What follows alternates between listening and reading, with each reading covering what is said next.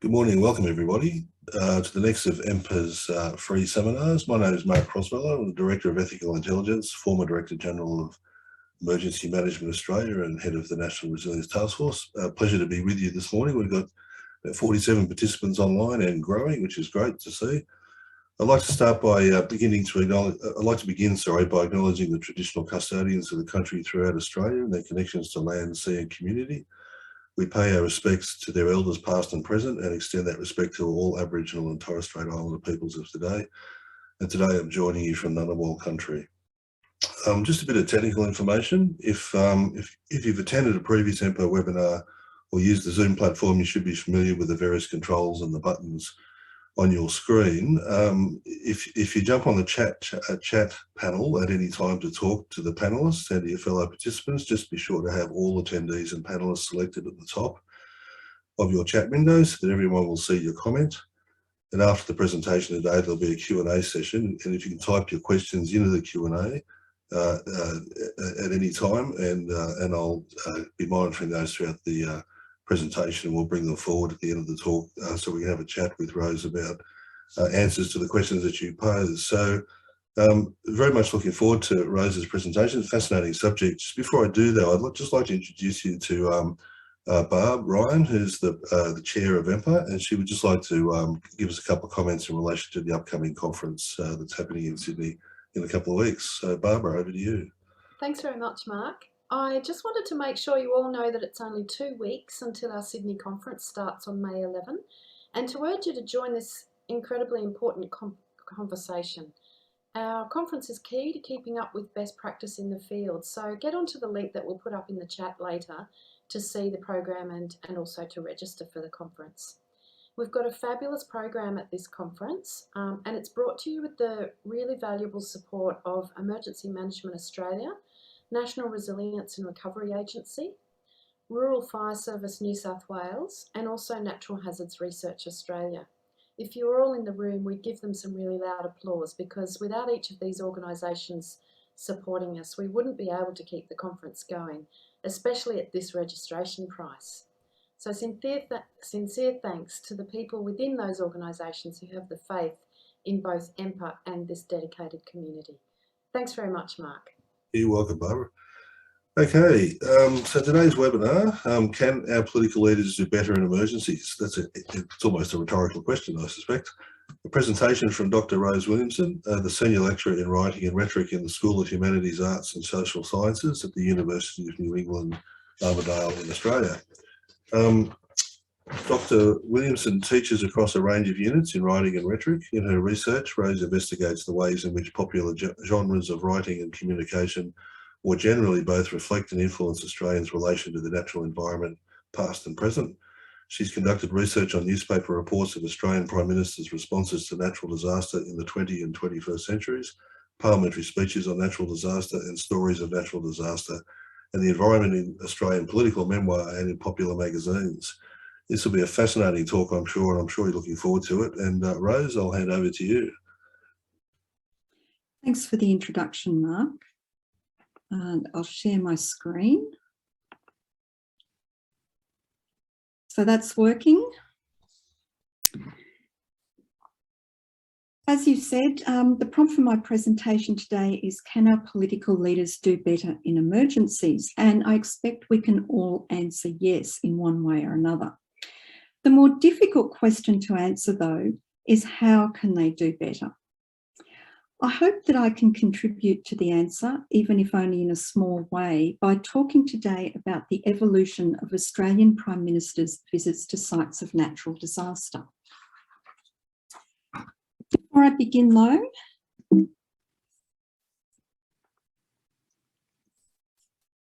I would just like to deliver the acknowledgement of country on behalf of my institution. The University of New England respects and acknowledges that its people, courses and facilities are built on land and surrounded by a sense of belonging, both ancient and contemporary, of the world's oldest living culture. In doing so, UNE values and respects Indigenous knowledge systems as a vital part of the knowledge capital of Australia. We recognise the strength, resilience and capacity of the Aboriginal community and pay our respects to the elders, past, present and future. And today I deliver this webinar from the country of the Anawan people at UNE's main campus in Armidale, New South Wales. So a little bit more about me to put my talk into context. My perspective is as an academic, as a rhetorical critic. That's somebody who investigates the persuasive dimensions of language. I'm interested in political rhetoric and leadership, especially at national level. And I've been conducting a long-term research project on ritualised responses to natural disaster made by Australian politicians and the way that those responses and news reports of them have evolved. So far, I've focused on Prime Minister's visits to communities affected by natural disaster, but I'm also looking at parliamentary speeches and commemorations. My research intersects with several academic disciplines, including politics, sociology, and media and communication studies, and history. I look to the past to learn how we got to where we are and where we might go. On the screen, you'll see some of my recent publications that are relevant to today's talk. And at this point, I'd like to acknowledge the support of the Museum of Australian Democracy in initially helping me to establish this area of research. So that's what I am, but a word on what I'm not. I'm not a practitioner in crisis communication, as I know many of you are. So I'm grateful, and I must say a little daunted, to share my work today. Now, the image you see on the screen is the building that I see from my window as I look out of my window of my office at UNE. It was one of several destroyed by a tornado that passed through Armidale last year. Of course, these types of scenes are familiar to us all, but they're nothing new, nor were they anything new for the generations that have preceded us.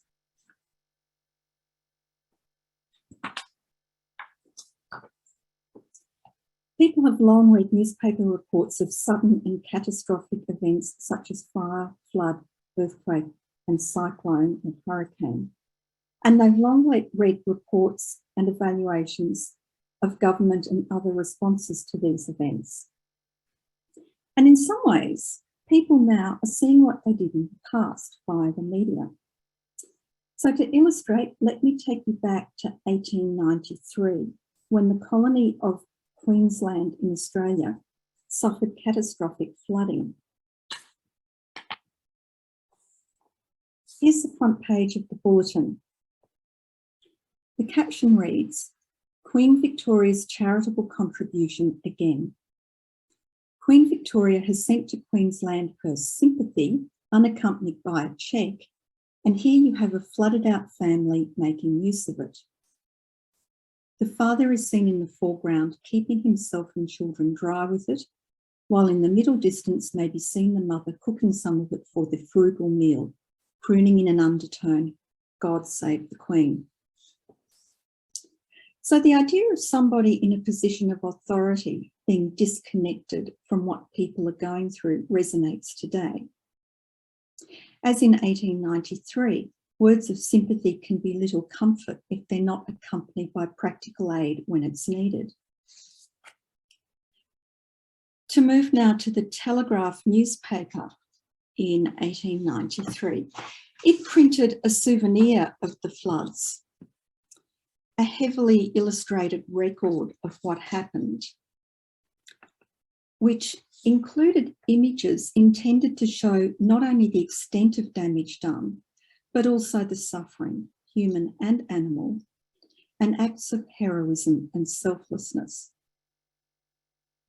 Of course, there are some obvious differences from the graphic photos and footage we'd see now. For example, the calm composure of Captain Vernon here on the right is not quite dipping his big toe into the floodwaters. It seems very artificial by today's standards. But some of the essential elements remain the same, nevertheless, the suffering, the heroism, the selflessness.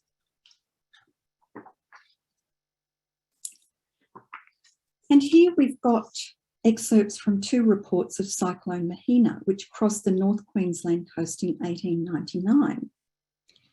The first, on the left, evaluates the government's response. It says the government has acted wisely in sending aid. It comments on the power of nature and people's helplessness in the face of that power. And all of these years later, we're still reading that we're still seeing that theme in media coverage of natural disaster. And it comments on delays, in this case, delays in getting news through. Again, we'd expect similar topics and themes in equivalent coverage today, although any delays experienced today are much less likely to be caused by the failure of communication technologies as back then. The second excerpt on the right reproduces a message of sympathy from the governor of the colony.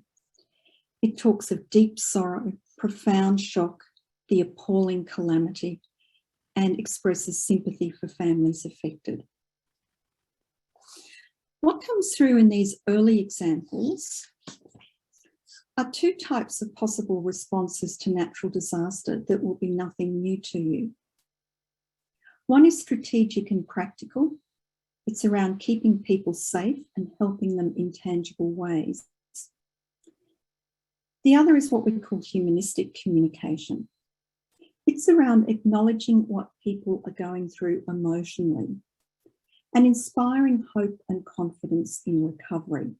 And it's this second one that's my particular interest in my research. So these 2 types of communication, broadly concerned with the practical and the emotional, are the basis of what Griffin Padgett and Alison call restorative rhetoric. So even though there are some similarities in these early examples, similarities with what we'd see today, there's something missing. We don't see in these early reports political leaders at the highest level of government, such as the governor of the colony, pre-Federation in Australia, rushing to the scene to announce aid and comfort communities in person. Nor do we see any suggestion that they should. In fact, more often than not, they couldn't. If telegraph lines were down and it took weeks, a week or 2 weeks for news to get through, as was so often the case. But it's very different now. Politicians are not only expected to visit, but the quality of their visit will be evaluated in terms of what they say about aid and about hope and what they do. And when I say politicians here, I mean it at that high national level. The evaluation of these visits extends also to the timing of them. And I've got plenty of examples of that later on. So the visit has become an established component in this restorative rhetoric, which leads to the question of when they started. When did the media start covering these visits?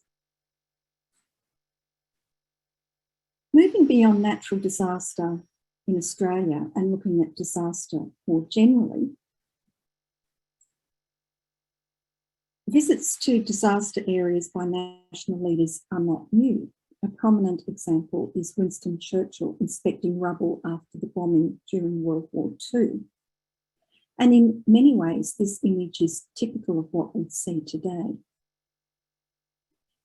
But today, when we look at visits of the national leader to sites of natural disaster, we expect to see something more than this.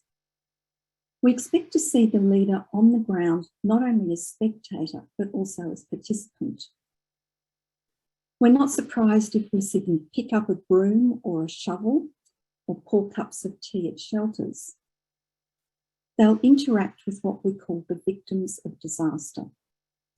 They listen closely to their stories, comfort and reassure them by putting a hand on a shoulder or even offering a hug. They may even cry. Sean Carney wrote a piece called Tears on Demand in The Age in 2009. And he said it was not always like this. He was talking about this intense display of emotion and this very deliberate closeness to the people. Carney had viewed the aftermath of Australia's Ash Wednesday bushfires with Prime Minister Malcolm Fraser in 1983. And he said it didn't involve these intense displays of emotion. Perhaps it was a little more like what we see on the screen there, down to the wearing of a suit. Fraser did wear a suit on these visits. Although, to be fair, I've looked at those reports of Fraser's visits, and I think it's clear that he was affected by what he saw. And there is an image in one of the reports of him holding the hand of a child. Nevertheless, what Carney says raises some further questions for me, beyond the question of when did these visits and media coverage of them start. That is, what has changed in these visits over time? And leading on from that, can we make any predictions about how the visits might change or need to change in the future? To start finding some answers, and I certainly don't have all of them now, I looked through Australian newspaper reports of natural disaster in the earlier part of the 20th century, post-Federation, after the Office of Prime Minister had been established. And I concentrated on reports of those disasters often acknowledged as among the worst that Australia has experienced. So what did I find? I found that this is typical in that first half of the 20th century. In this report of the Black Friday bushfires in the state of Victoria in 1939, Prime Minister Joseph Lyons extended heartfelt sympathy to those who have been the victims of such a cruel fate, both in the loss of those who are dear to them and in destruction of homes they have made by strenuous work over long years. This was printed in an article headed Federal Aid. So the article outlined what practical support and aid the government was offering, and also passed on this message. So you see here that the two types of response, the strategic and the humanistic. However, I found no evidence that Lyons himself toured disaster areas, and no evidence that he'd been criticised for not doing that. There was some evidence that other politicians or officials visited the scene, including the Premier of Victoria and a Lord Mayor, who, because of their more localised roles, would have been more closely involved in the relief effort. To move to a later example, in 1955, Prime Minister Robert Menzies was overseas during major flooding in the state of New South Wales. He asked the acting Prime Minister to please convey to all who have suffered in the floods, particularly the relatives of those who have lost their lives, my deepest sympathy and anguish. This message was printed on the front page of the Sydney Morning Herald, so it was given, front page status. But again, the absence of the Prime Minister himself appeared to attract no controversy at the time. The message of sympathy was enough. And the fact that the office of Prime Minister was covered by an acting Prime Minister. Things soon changed. By 1967, we see the Prime Minister on the ground. Harold Holt promptly returned from New Zealand to tour parts of Tasmania devastated by bushfire. And we see these types of headlines. Tour of Hobart shocks Holt. PM takes a look. Hobart devastation shocks Mr. Holt. Holt, it's like a blitz. Holt sees Hobart fire devastation like Blitz City.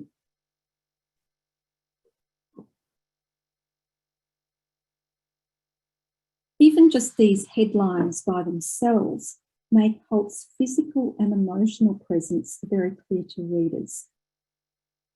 And the reports themselves include plenty of evidence by image and descriptive detail of what Holt experienced and how affected he was.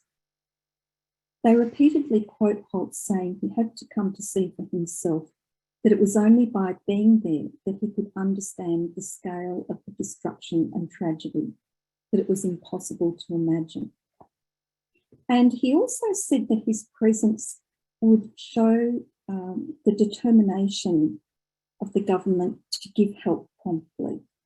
So he was very aware of the symbolic strength of being there and what it meant. What's also interesting here is that one of these reports, the top one in The Advocate, also directly refers to the Prime Minister being accompanied by many reporters and photographers. So now the humanistic communication has changed. The PM is physically and emotionally present, and they're part of a media event. And I don't think it's a coincidence that this occurred in the era of TV, with an Australian Prime Minister who was very comfortable with the media. He made a point of having press conferences, televised press conferences, worked with the media.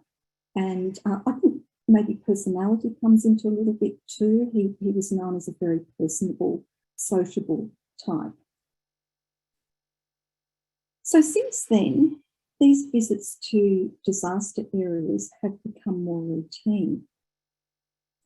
And from my reading, it's clear to me that they can mean different yet interrelated things for those interested in disaster communication.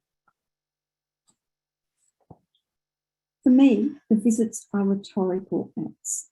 They're intended to influence or affirm those who are involved in the visits, those who view them. What's said and done on these visits can be seen as an attempt to express and embody the characteristics of the people of a nation. And we tend to hear during these, the statements made during these visits, we hear plenty about resilience, stoicism, altruism, loyalty, and so on. And we hear the use of particular words or phrases with high cultural value in a national context. So to give an Australian example, I've got a New Zealand example later, we hear the word mateship, which is typically used to denote what's seen as the national characteristic of loyalty to friends. The visits are an opportunity to highlight or encourage certain beliefs, behaviours, values, actions, and perceptions. What's said and done, and when it's said and done, will influence views of political leadership with potential consequences for how people vote. For those in crisis communication, the visits are what's been called an essential symbolic strategy, a supportive ritual. And I'm quoting here from the book, The Politics of Crisis Management. For the news media, the visits can be seen as a performance. They've been described as a drama with elites and officials who are obliged to go on disaster walkabouts in front of cameras, performing acts of public sympathy and demonstrating their command of the situation. And this quote is from the book Disasters and the Media. And we know that these performances are not always welcomed by communities or others on the ground trying to help them. We also know that as well as becoming routine, the visits from time to time have been controversial. I've got some examples here, and I'm sure they're going to be familiar to you, but I want to go through the list, bear with me, because I think that by doing so, some themes and recurring concerns emerge. So I start with a group of Australian ones, and then I've got a couple of US. And these are examples only, and they're examples of perceptions that something has gone wrong. It's not a complete list, and the extent of criticism varied. And some perceptions that someone got something wrong were perceived quite differently in other reports by other commentators. So Gough Whitlam, Prime Minister, was in Europe when Cyclone Tracy destroyed the city of Darwin. He sent a message of sympathy which was printed in the papers. Deputy Prime Minister Dr. Jim Cairns was acting Prime Minister, but despite the fact that the office of Prime Minister was being covered in Whitlam's absence, there was a feeling that Whitlam himself should be there. And there was some conjecture in the press about whether he would actually return to Europe to be there himself. He did a few days later, although reports were mixed, with some acknowledging that the people of Darwin wanted help instead of politicians. So, you know, they were cynical of this visit. Whitlam then returned to Europe and faced further criticism. John Howard travelled to Queensland in 2006 to inspect cyclone damage. And this is an example where some reports said he did a great job, others less so. And one of the ones that was critical was printed in the Queensland newspaper, the Courier Mail, on the 23rd of March, under the headline, "The Big Guns Blow In." So the title conveyed the idea that it was a whirlwind tour. He kind of came in with an entourage with all of these advisors, announced some aid, and then off he went again.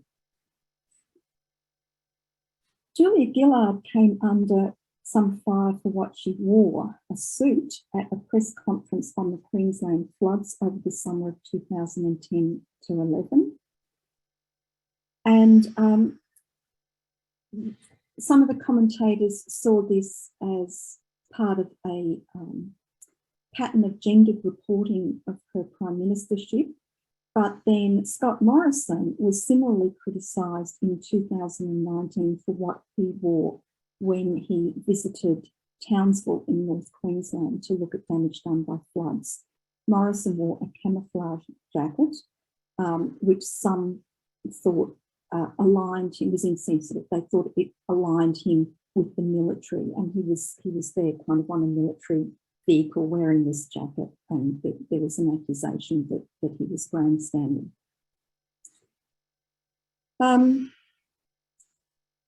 Morrison is also next on the list, the 2019 to 20 bushfires. He took a holiday with his family in Hawaii, which did not go down well. And when he was back in Australia and visited communities that had been in the path of the fire, he infamously misjudged whether people would want to shake his hand, with images of those missteps going viral. And of course, most recently, he was criticised for the timing and quality of his visit to flooded communities in northern New South Wales. US presidents, George W. Bush finished a holiday before going to New Orleans following Hurricane Katrina. Donald Trump, now this is an interesting one because the press were primed to see how he would respond to Hurricane Harvey in 2017. And there was an article in the New York Times on, I think, 2nd of September that year that actually described his first visit to see the damage done by Harvey as a test of his empathy. They actually said that this will be a test of his empathy. And he didn't quite pass the test. He was criticised for spending time with officials rather than interacting with locals. And then I think it was on another visit, Melania Trump accompanied him, and she was criticised for wearing stiletto heels, which was seen as insensitive, given that there was mud everywhere and she just sinks straight in. And if we add disasters other than natural disasters, the list grows. For example, Vladimir Putin was criticised for remaining on holiday after the submarine Kursk sank in 2000. Clear themes have emerged here. One is timeliness, being there promptly. And related to that is making the visit top priority. Making the response, the visible response to the crisis, going there to announce aid, to deliver that humanistic communication, making that your top priority more important than the family holiday. And telling details now such as gestures, the misplaced handshake, dress, wearing a suit when obviously there's a perception that you should be wearing something else. These details are not always inconsequential, but can be seen to represent aspects of leadership. Following on from this, and I'm really keen to hear from people in the chat later if they have further examples, has anybody got it right? Well, as I said, it depends on perceptions. Some of those who've been praised are also on this list. And again, these are just some examples. It's not a complete list. Gough Whitlam was praised for eventually returning to Australia after Cyclone Tracy and going to Darwin. And also Dr. Jim Cairns' performance as acting Prime Minister was widely praised. He promptly travelled to Darwin and was directly involved in a massive evacuation and relief effort over several days. And press reports of the time show him on the ground working hard, often looking tired and dishevelled. And the other one, I suppose, that I could add, not a politician, but Major General Alan Stretton, who was in charge of the relief effort. He, what I mention here relates to something I'm going to say a little bit later. Stretton wept in public, and this was reported by the media. And he later said that he thought it was really important to show that he was just as emotionally affected by what had happened as the people who went through the crisis. Malcolm Fraser, he was in the midst of a federal election campaign in 1983 during the Ash Wednesday, when the Ash Wednesday bushfires happened. He dropped his campaigning and toured the burnt out areas. So this, for some, was seen positively because he was seen to put politics aside and make the disaster and the people his top priority. John Howard returned from holiday to see the Canberra firestorm damage, 2003, and Julia Gillard. Now, this one's not a visit, but it's significant, and it kind of relates to what I've just said about Alan Stretton. She delivered a motion of condolence speech to Parliament to commemorate lives lost in the flood in that summer of 2010 to 11. And she wept during her speech. The fact that she wept during her speech made front page news. She'd been criticised for being distant and for hiding the real person behind the political facade.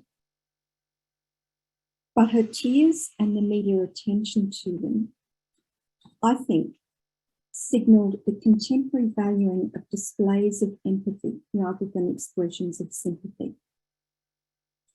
So what's come through in my research and this brief overview of it today is a move in humanistic communication from sympathy to empathy. So there's now an expectation that the Prime Minister or other national leader will not only express sympathy from afar, as was done in the past, but will be there physically and emotionally and will supply evidence of that emotional engagement.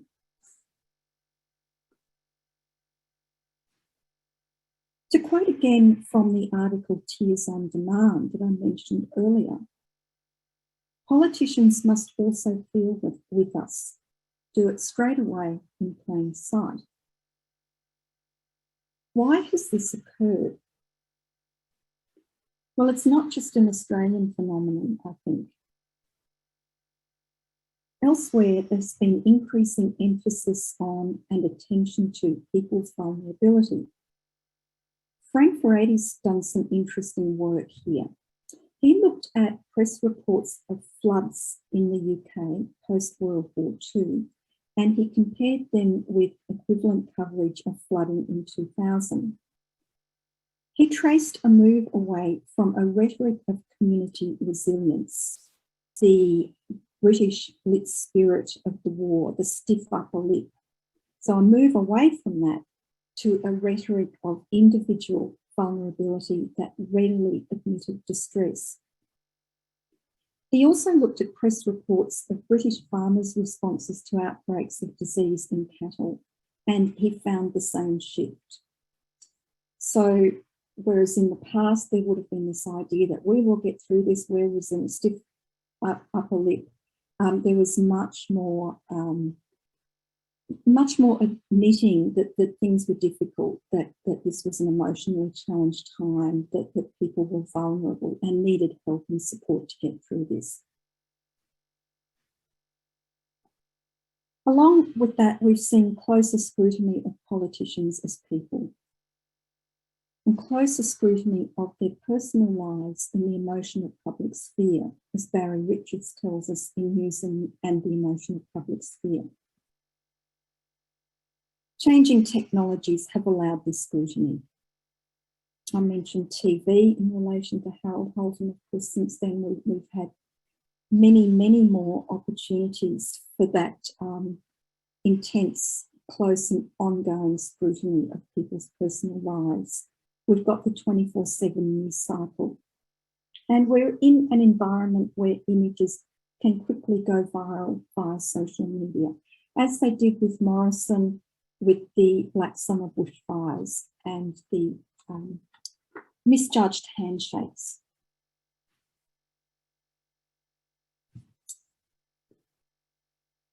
So these days, the visit to a disaster area is a ritual through which the political leader can perform and communicate empathy. And it's evaluated as such.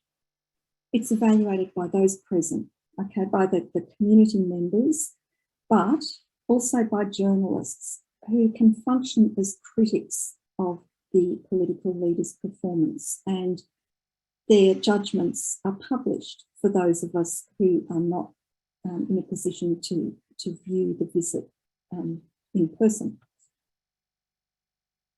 As a form of public communication, each and every detail of words, pictures, gestures, timing and performance matters. Quoting here again from The Politics of Crisis Management, and this has been illustrated by some of the examples I gave you earlier on. The Politics of Crisis Management talks about a script that has to be performed, and they refer to this in relation to Barack Obama and one of his responses to one of the mass shootings in the US during his presidency. And they talk about this script involving the national leader being there as mourner-in-chief and embodying the feelings of the people who have been affected. The other thing that's interesting here, the idea of the script, I mentioned that New York Times article from the 2nd of September,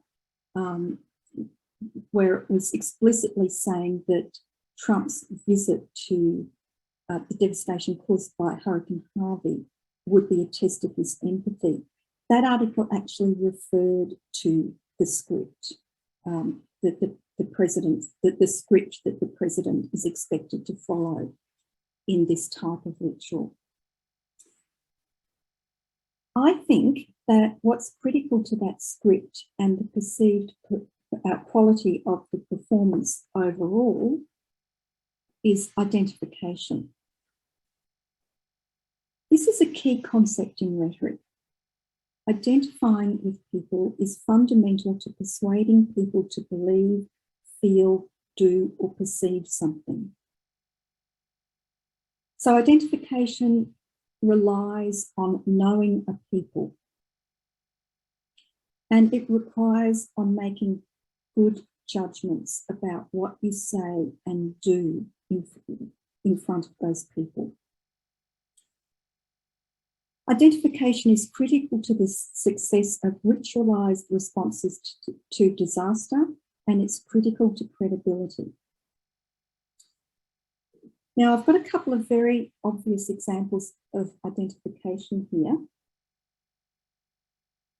They're not from visits to the sites of natural disaster, but they're strong examples of deliberate alignment of the political leader with the people who are suffering. So the political leader saying something to deliberately place themselves within that community. The first is from former New Zealand Prime Minister John Key's speech following the Christchurch earthquake. He said, "I am a proud son of Christchurch. I was raised there. I got my first job there. My sister lives there. My mother died there. I know what a wonderful place it is." So this is very much a personal biographical identification. And just as a technical aside, the rhetorical device that you're seeing here is called anaphora. It's a type of repetition where you repeat a word or a phrase at the start of successive sentences or successive clauses. So I. And it creates a rhythm and emphasis, and politicians use it a lot and often to very good effect. The second is from Prime Minister Jacinda Ardern's speech to the National Remembrance Service 10 years after the earthquake. She said, "We all felt so keenly the enormity of what had happened. It's the Kiwi way to be stoic, and sometimes the pressure to be okay or to have moved on with the passage of time can feel very pronounced. But healing takes time, and even as time has passed, none of us will forget." So a few points that I've made today are represented in this quote. The use of we and us, so the speaker deliberately positioning themselves as part of the community. The Kiwi way to be stoic. So this is what I was talking about before. These references to national characteristics, shared characteristics and values, but also drawing on words with cultural meaning and significance, Kiwi. And then she has the admission of vulnerability, which we know is something that's accepted and promoted in the contemporary environment, where she talks about the pressure of being okay or moving on, how difficult that can be, and healing takes time. Identification arises not only from what's said, but what's done, and even what's worn, as some of my examples illustrated earlier on. Now, what to wear is very well established for some ritualised responses to disaster. The example being, and you see this here in the illustration, formal commemorations or motions of condolence to Parliament. So in these cases, there's a dress code, a formal sombre dress. But I think the codes are less established for other types of ritualised responses, including the visit to the disaster area, and because each one will be different.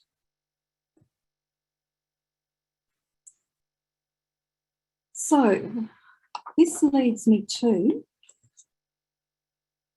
another example of somebody who got it right. Jacinda Ardern's response to the Christchurch shootings in 2019, also not a response to a natural disaster, but in some ways, how could I leave it out? It illustrates something very important, a very important point that I want to make. Ardern's response, including her wearing of the headscarf to identify with those harmed by the event, reminds us that even though there's a script to be performed, the script also must be adjusted to suit particular circumstances. And this, I think, is where political leaders can come undone. The devil can be in the detail. Ardern, there was some criticism, but on the whole, I think Ardern was seen to get it right, as illustrated by some of the headlines expressing envy from across the Tasman, lessons for leaders in the art of kindness, and a masterclass for New Zealand in responding to terror. Okay, so to finish up, I'll return to natural disaster. If there is a script, and if the script needs to be adjusted to suit circumstances, and if identifying with the people is critical, will the script need to change? It's clear from the news reports of natural disaster that I've read, and you will know this, the community members, those who manage crises, and journalists have expressed cynicism about political leaders' visits to disaster zones. Those visits can quite rightly be seen as photo ops that can cause even more disruption to communities trying to find their way through calamity. But now there's something else to consider. We're seeing victims of natural disaster publicly demanding that political leaders acknowledge that these events are symptoms of climate change.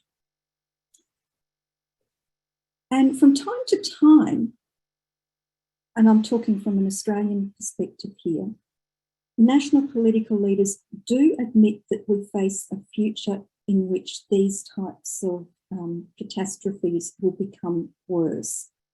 I actually read a news report about a visit made by John Howard, Prime Minister John Howard, to Tasmania to look at bushfire damage in 2006. And he said during that visit that Australia needs to prepare for more of this, that he thought it was very likely that these sorts of events would continue. And recently, on the northern New South Wales flood, Scott Morris said something about it becoming more difficult to live in Australia because of these events. But I think that that won't be enough for people. I think that we're seeing people demanding that politicians respond to not just the symptoms, but the cause. They will want politicians to mitigate against the worsening of these disasters and their frequency in the future. And my prediction for the topic that I'm talking about today is that national political leaders who visit sites of natural disaster will increasingly be challenged in this way, and that no matter how convincing their immediate response, people will want evidence of longer term action. And time will tell if I'm right. Thank you. That's all I've got to say. I suspect in some ways I've raised more questions than I've answered, but it's been an absolute pleasure to share my research with you. Thanks.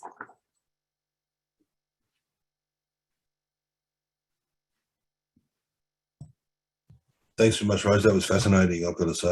I think the insights are profound. I think they resonate very much with those in the sector. I've had the privilege of working for 3 Prime Ministers over an 8-year period in the Commonwealth and been briefing ministers since about 1998. And I've watched that progressive closing in of politics into disasters happen over that roughly a 37-year period in my career. And I think we really do land in that space of wanting our leaders to be empathetic, to be compassionate, to be related, to be relational and to feel what people feel and to genuinely show and do something about it. So I think the pathway you've taken us through is rigorous, incredibly interesting. I think probably validates much of our practical experience on the ground. So thank you for that. There's a few questions in the chat box. Amanda Lalonde did ask a question before today, and I'll read it out, and you can let me know, Rose, whether you think you've answered it. I suspect you've certainly answered at least part of it. When leaders are fronting up in disasters, what is the major reason or reasons they are seen to get things wrong? Is it perception? Do they get it wrong? And if the latter, is it a lack of disaster knowledge or experience, political constraints, mismatch between community expectations and leader responsibility, or something else? Yeah, look, it's an excellent question. And I think it comes back to identifying with the people and being able to judge what the people need and want in that practical sense and in that other sense. And this actually came through in the coverage of the floods in northern New South Wales. I read, and there was a woman whose business had been destroyed, and she was interviewed, and she said something about, look, we want these people to come here and to know what we need and to deliver it. And so, yeah, I think it's that kind of judgment of being able to understand what people are going through, but associated with that, what they need and want. And look, just can I jump right, because Amanda asked a question towards the end about the script, saying, I feel disappointed that we need to be talking about a script. Can a leader not simply rely on their natural humanity? I know that sounds naive. As simple as leading with true and honest empathy and sympathy and compassion, you don't need a script for that, surely. Yeah, look, this is, when I say script, I think there's this concept, I'll kind of go a bit academic-y here, in rhetoric, that certain types of situations recur and create exigencies that leaders need to respond to. And because those situations recur, the types of responses that are demanded also recur. And because of that kind of repetition, you see conventions developing. And so we've seen that with the visit. You know, the convention is you go there promptly, you announce aid, and you deliver that humanistic communication. So that's what's meant by the script. It's more a kind of set of conventions that have been followed in the past and that people now expect and demand. So, but the trick is to kind of take those broad conventions and adjust them to suit the particular situation. So it's not a kind of script word for word, but it's more of a framework within which each leader needs to make judgments about the people and what they need and what they want to hear. So that's why I've jumped ahead to that, because it relates very much to that opening questions about the major reasons they're seen to get it wrong. Thanks, Rose. And Andrew Tupper has a number of questions. I'll pull forward one or two that Andrew's asked. He said, thanks for putting on a fascinating talk. One point of interest for me is the complexity of state-Commonwealth relations, particularly if a Prime Minister seeks to impose themselves on a disaster without invitation from the Premier. Now, boy, I could talk about that, but I won't. No, well, that is an interesting one, because yes, I mean, this is the kind of behind the scenes kind of political complexities that are not necessarily visible to the public. And look, I guess, I mean, the state leaders are inevitably more involved, more closely involved. They're on the ground. But I still think there is that kind of symbolic dimension at federal level, because, you know, it kind of takes the disaster to that other kind of, you know, it takes it to the level of national community. So ideally, I guess that they would work together so that any visit made by the national leader is complementary. So there's consistency and complementarity there. But as someone who's not involved in that way, in that kind of those sorts of arrangements, I can only imagine how many times that can go wrong, badly, badly wrong. Yes, I can see you nodding. I can assure you, potentially many times, it's a really, really difficult political space to navigate various levels of leadership. Yeah, that's one I don't have an answer. I don't have an answer for, and that's one thing I want to start looking at, state leaders' responses to disaster. And you know, one that I have looked at is Anna Bligh's response to the 2010 to 11 floods.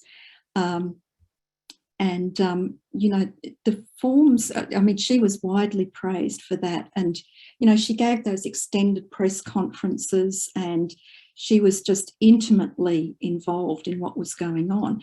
And of course, at one of those press conferences, Julia Gillard came and she quite intentionally stood at the back because she realised that this was Anna's moment and that Bligh was in the spotlight and she was in control and in command. So, yeah, it comes down to potentially where you position yourself at a press conference. But you know. Do you think, Ben Wickham asks, do you think politicians can turn up too properly? Do you think they can enter the space too early or seem to be too keen, or perhaps is there a sort of a perception of insensitivity if they... You know, well, yeah, I mean, I guess physical safety is one aspect there. When can you actually go to a place, you know? When might it be too soon? Yeah, and again, I think this is, each situation is going to be quite different. And this is where you rely, I think this is where politicians have to rely on expert advice. They need to be, well, first of all, they need to know who to talk to, who to ask, and then they need to be willing to listen. Yeah, so I've got one more question for you because the time's fast running out, and I would love to talk about this for another hour, just quietly, but I don't think we're allowed to do that. But Mel Taylor asks, could you speak a little bit more about personality or leadership style? It seems to me that the response of the leader needs to be, or appear to be, honest, hopefully both, or typical of them and their style. Otherwise, it seems fake and can be damaging. Yeah, this question of authenticity is really important. And yes, certainly some of them, and it is about, you know, you have that kind of broad script where you're expected to do certain things and say certain things and behave in a certain way, but you've also got to put your personal stamp on it in such a way that it's seen as genuine. And I read something really interesting, Anna Bligh's memoir.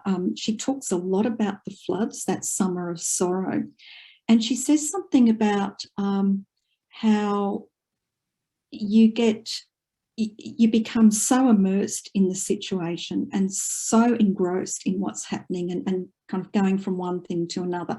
You don't have much time to think about yourself. And I guess that's what you want to see. The politician who is genuinely engaged and you know, I suppose doing the things that they're expected to do, like announce the aid, say the right things, but also showing that, yes, they really do care. I mean, I think it's a really tough call, particularly now that, you know, if there is that kind of immersion in events, there's the potential to forget that you should have worn a raincoat or you should have worn your gumboots, because then, of course, that's going to be picked up by the media and it potentially go viral. So, look, I don't, for those of you who are in those advisory roles, I don't envy you, but certainly personality, it comes through, and that personal commitment with people like Anna Bligh who were there. You know, it was her community. Yes, absolutely. Rose, that's been a fascinating presentation of good science, evidence, data, experience, insight, academia, all those wonderful things that we need to immerse ourselves in to find the truth of an issue. Just want to say, on behalf of EMPA, thank you so much for presenting today. I think you've plenty more work to do, of course, and I'm sure we'll stay in touch as a group of practitioners to find out more about your research as time goes on. So it's been a thorough pleasure listening to you and having the opportunity to host you today on behalf of EMPA. To all the colleagues online, thanks very much for joining us today. And Rose, any closing comments? Just to say thank you all for working in the field that you're in. Very, very much needed. And yeah, I'm humbled by the expertise that's out there. And yes, I said at the start, I hope I can just add a little bit to the conversation. I think you've done a bit more than that. Good on you, Rose. Thanks very much. Thanks, everybody. Enjoy the rest of your day. Stay safe, and we'll see you at the next webinar. Thanks very much. Bye-bye. Bye.